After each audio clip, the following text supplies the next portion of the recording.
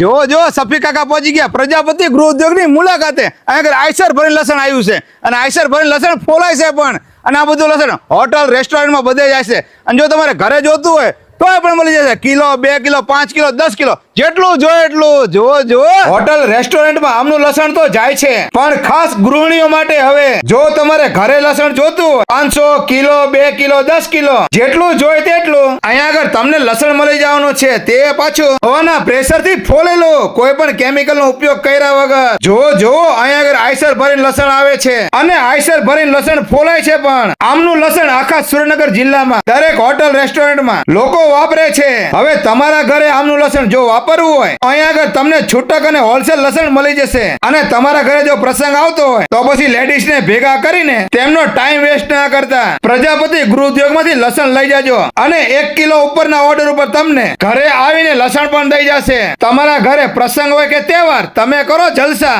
અને પ્રજાપતિ ગૃહ ઉદ્યોગને આપી દો ટેન્શન, કેમ કે હોમ ડિલિવરી ફ્રી રહેવાની છે.